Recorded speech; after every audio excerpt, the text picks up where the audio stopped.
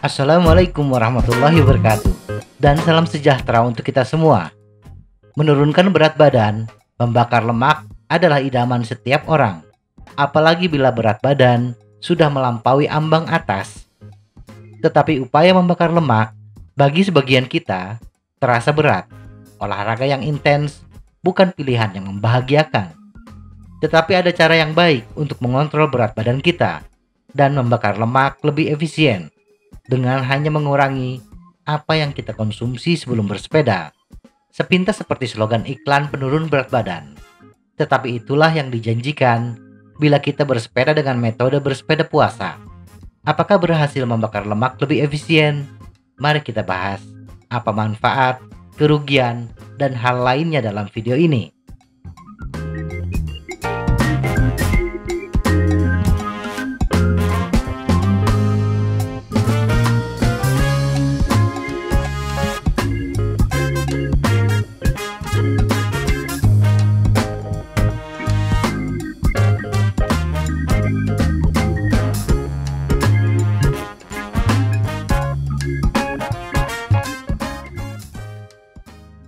Apa itu bersepeda puasa?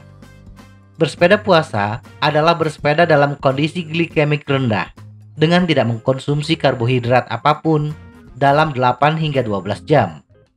Tujuan utama dari bersepeda puasa adalah untuk meningkatkan kemampuan metabolisme lemak kita dengan cara menghilangkan glikogen tubuh.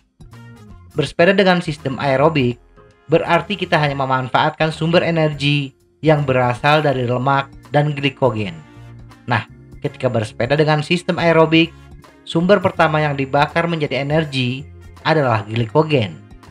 Karena cadangan glikogen tubuh rendah ketika bersepeda, maka setelah glikogen habis, tubuh berpindah membakar lemak. Tentunya agar tubuh bisa membakar lemak, kita harus membatasi karbohidrat, sehingga cadangan glikogen tubuh rendah. Cara termudah untuk melakukannya adalah puasa semalaman. Kemudian, bersepeda tanpa mengkonsumsi apapun. Kita bisa memulai bersepeda dengan hanya minum air putih atau secangkir kopi. Kopi tanpa gula adalah pilihan yang terbaik. Penurunan berat badan.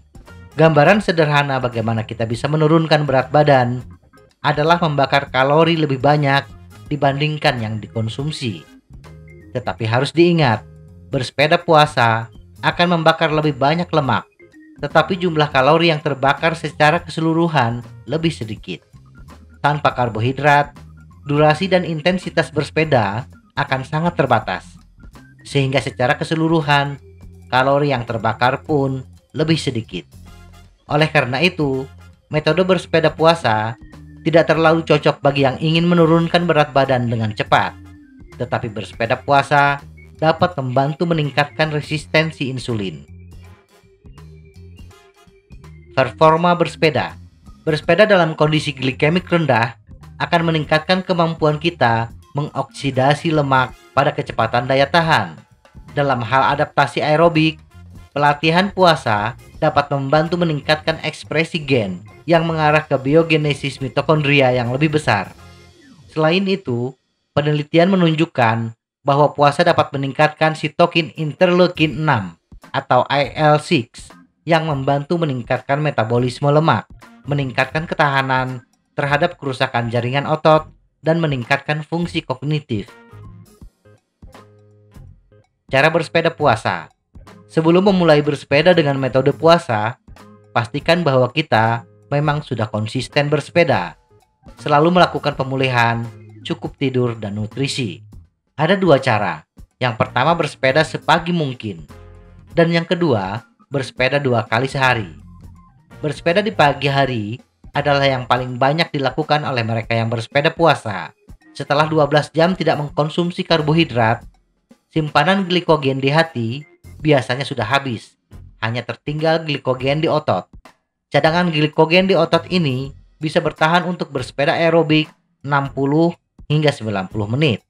Cara kedua untuk menerapkan bersepeda puasa adalah dengan bersepeda 2 kali sehari, 2 kali 24 jam. Cara ini adalah pilihan terbaik bagi yang tidak terbiasa bersepeda dengan intensitas tinggi di pagi hari. Jadi, setelah meneguk kopi pahit tanpa ditemani gerombolan karbo seperti bubur ayam, kupat tahu, lontong sayur, bersepedalah dengan giring yang rendah selama 30 menit. Kemudian, di sore atau malam hari, bersepedalah dengan intensitas tinggi. Lakukan metode ini 2 kali 24 jam, 2-3 kali dalam seminggu. Batasan-batasan. Bersepeda puasa hanya bisa dilakukan bila bersepeda dengan intensitas rendah dalam durasi 60 hingga 90 menit. Bila kita berencana bersepeda lebih dari itu, maka setelah 60 menit bersepeda, isi cadangan karbohidrat dengan makan makanan karbohidrat tinggi.